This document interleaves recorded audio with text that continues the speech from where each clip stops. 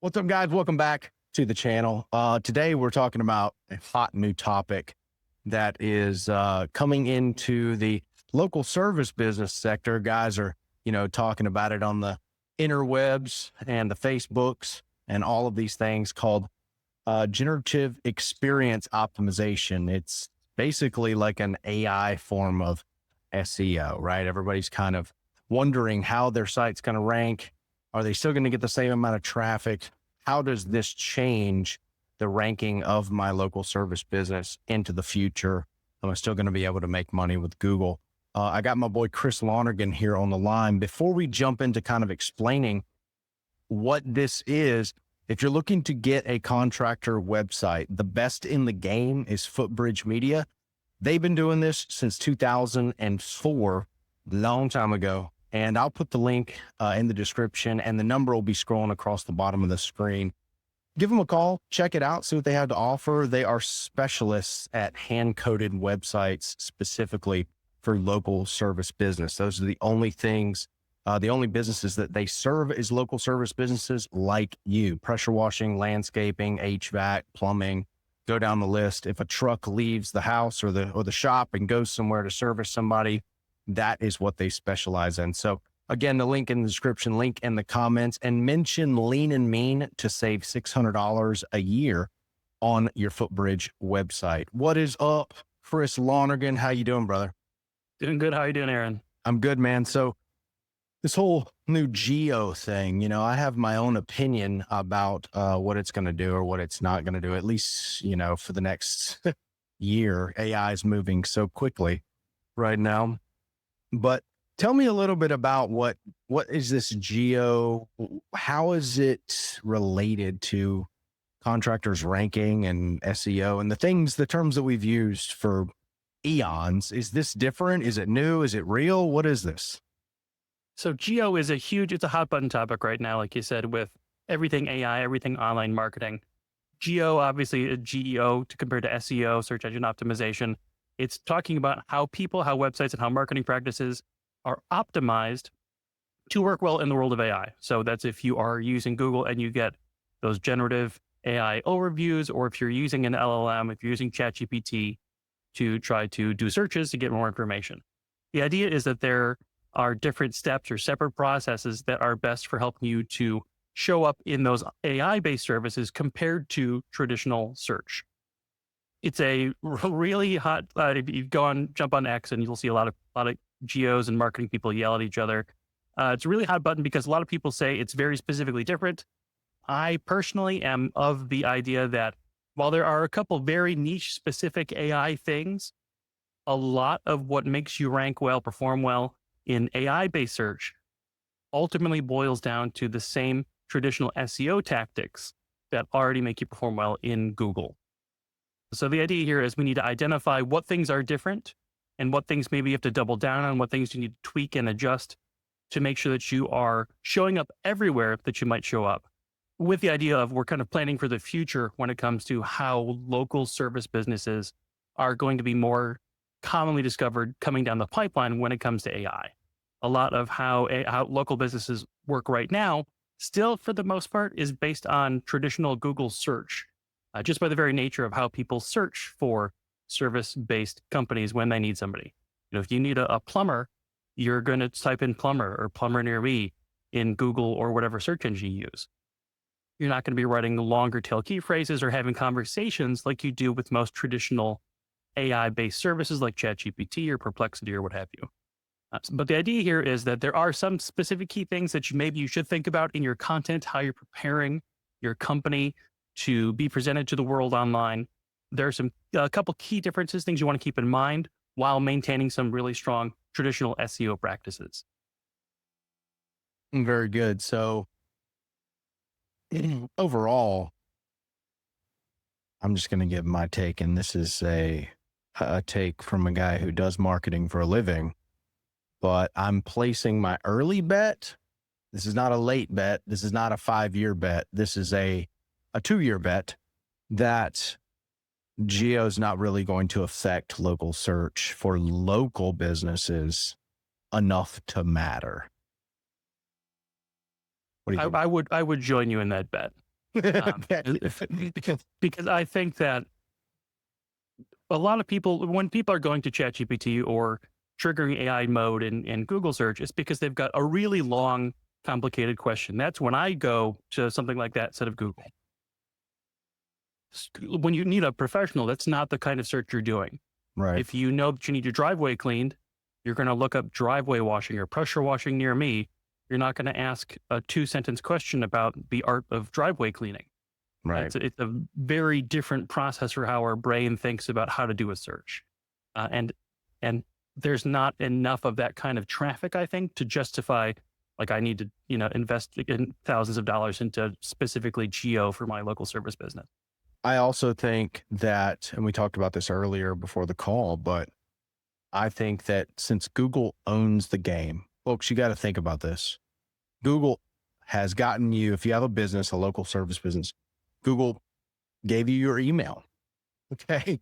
They also got you to click a button and sign up for a business listing. All right. And that listing has your business name and the address and the phone number, and you can upload photos to your Google business profile.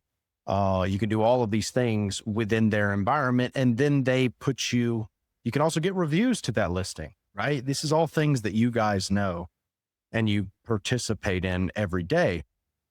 Google owns a bank of businesses. They also have an ad platform that a lot of you guys run ads through that refer business back to your website and to call you, right? So they own this giant book of business. And I'm of the firm belief, if it ain't broke, don't fix it. Proximity, what's your address, right? People love to work with people close to them. If you're in Alabama, you don't want a pressure washer in Virginia, right? So proximity matters.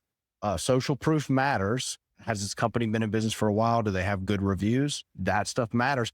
Google owns all of this platform, Chris, and all of these key reference points in order to rank someone. Now, correct me if I'm wrong, but I do not believe that ChatGPT or other LLMs have a way to sign up with a business listing that has 5 stars or 4-star reviews and has photos that can be uploaded of the food that you cook or the grass that you mow.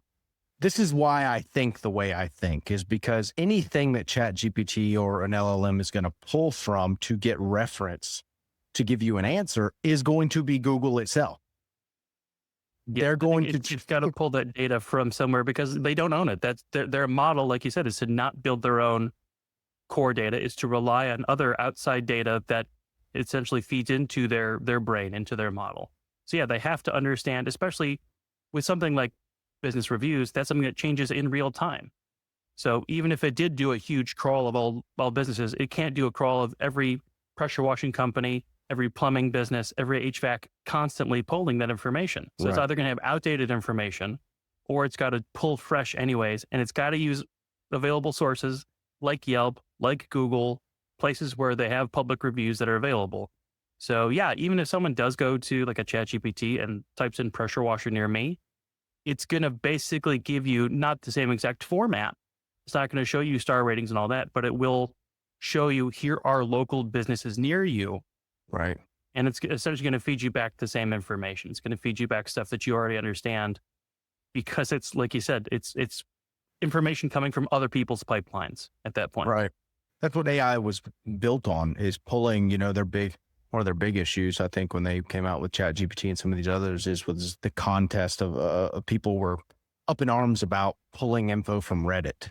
Right. And then do you remember that thing where they were like, yeah, we're going to pull from Reddit. And well, if you know Reddit, like, Reddit's not always The authority. Yeah. the authority of Reddit, right? It's like a bunch of people's opinions. And like, okay, well, if we're going to weight them, a bunch of people clicked the up button and upvoted this thing. Apparently it's true if a bunch of people vote something, you know what I mean? So AI is getting better. I believe it's getting much better. And I don't know what the 5-year deal is. I don't know. This is a good question, is that I don't know that an AI platform in the future won't come out with something that rivals Google and its local searchability as far as that goes, because I don't think it'd be that hard because of the technology now. It's not technology 20 years ago. It was hard 20 years ago. But like now, it's like if you have enough users using ChatGPT and ChatGPT says, hey, we want to get into the local business game. We have enough users. Well, it's like, okay, you can sign up for a ChatGPT business profile, right? And they just pull the information from Google and then like put it in the ChatGPT, right? So I don't know, man. Am I right in my thinking here? I don't really feel that these guys need to do anything different than what they're doing right now. They're not I think, yeah. a national business. They're local business. They're not like we talked about earlier, putting recipes out there where somebody's asking about how to like change a certain ingredient or substitute an ingredient. Like, oh, I'm dairy intolerant. So using this recipe, what would you switch out these dairy things for to get the same flavor? That's a ChatGPT question. Not, I need my roof cleaned. Yeah, exactly. I think that's the key difference there is people are looking for the fancy term is, what intent is there? There's a commercial intent versus informational intent.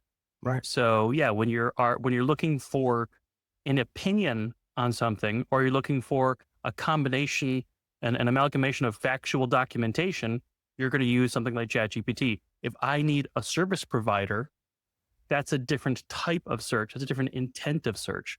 So Google isn't necessarily going to show me AI because, like you said, they already have mechanisms that work really well for showing me that information.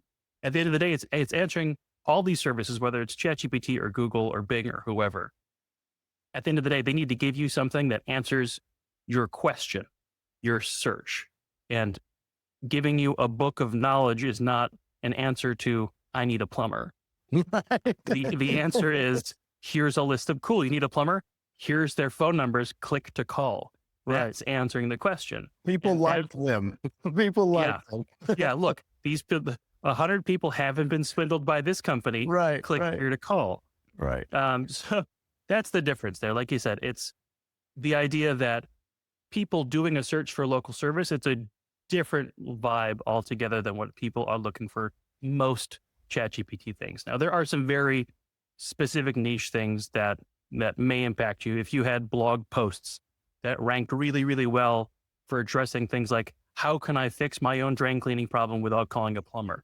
That's the kind of thing that maybe will show up with some sort of generative response. But really, the plumbing businesses before were trying to capture that client and pull them in. We were kind of trying to trick them because they weren't looking for professional at that point. They were looking for information. We were just a professional providing information at that point. That's where people are getting a little hurt. But that's why, and that's what something you and I have talked about for forever, is why Google business profiles, Google reviews, all that stuff is so important, and making sure that you're an authority. That's the common thread there. You need to be an authority, whether it's on AI or on traditional Google search, traditional SEO, you need to be an authority. How we do that needs to be a little more focused. It's not necessarily about making a billion blog posts anymore. It's about making sure your voice is authoritative in the things that you talk about. And like we talked about a little bit before, it doesn't have to be, you don't have to write a book anymore. You need to write a really strong, solid answer, and not necessarily the most authoritative, here's 10,000 words on how to fix drain cleaning yourself. So capturing like national or worldwide traffic is losing its value for local businesses as far as gaining authority. As far as like writing a blog, those back years ago, I could write a blog that was 3,000 words and I would get worldwide traffic for this article, and it would push my authority and my ranking up simply because of the traffic that I was getting, as opposed to my competitors, right? They'd have like 20 people going to their site. I'd have 2,000 going to my site, so Google would infer with a bunch of other algorithm parameters that Aaron's site was the most authoritative during that time. So you're saying that now they're just going to pull from my blog and answer it in the AI at the time. And if you're lucky, they'll give you a little link that says, we got this information from Aaron. A little paper clip. But you don't have to, because you got the answer. Right. Well, guys, I hope this answers a lot of your questions about AI as far as the geo situation. What's that called again? Generative Generative experience. experience. Yeah, there's a lot of people that have different acronyms for it, but yeah, it's generative experience. The idea of generative search answering your questions. So you don't have anything to worry about right now. I think everyone will know if one day we have something to worry about this, but Google does still own the game, and they're not going to let go of that game because Google makes billions and billions. I could keep going per year off of ads from local service businesses. So they have a lot vested here to not allow their protocols and their formula and framework to fall by the wayside. They have a lot of interest in this, and they're not going to let it go to a ChatGPT or a Perplexity or something like that. And guys, when you're talking about the users for ChatGPT and versus Google, it's not even close. It's not even close. Like the people who use ChatGPT versus uses Google, the people who use Perplexity and all these other little AIs that are coming out. Here's the other thing, Chris, before we go, is like everybody uses Google, but like you could use Perplexity. I don't use it. I use ChatGPT. And then there's, you could use Claude. You could use this other one. You could use, there's going to be like 1,000 of these LLM type things, which just dilutes the market even more in Google's favor. Because if you can't capture everyone in a room and get their information like Google has, then you got 100 over here, you got 200 over there, you got 5,000 over here. Google has 40 million, Yeah. So I think it's going to work out in Google's favor. Guys, if you want to get a website for your local business, I've had Footbridge do my website for years. They do my brother's website. They are the experts at local service business websites. All of their stuff is hand coded. This is all very, how do I say this? This is not done by AI. Okay. Everything that they do over at Footbridge Media is well done. They understand that what's called schema is very important in the eyes of Google and how the data is organized in order to send a good picture of relevance and authority to Google so you guys rank well. Okay. So if you want something like that, go ahead, call the number at the bottom of the screen, reach out, mention Lean and Mean to get the discount. And I see you guys in the next video.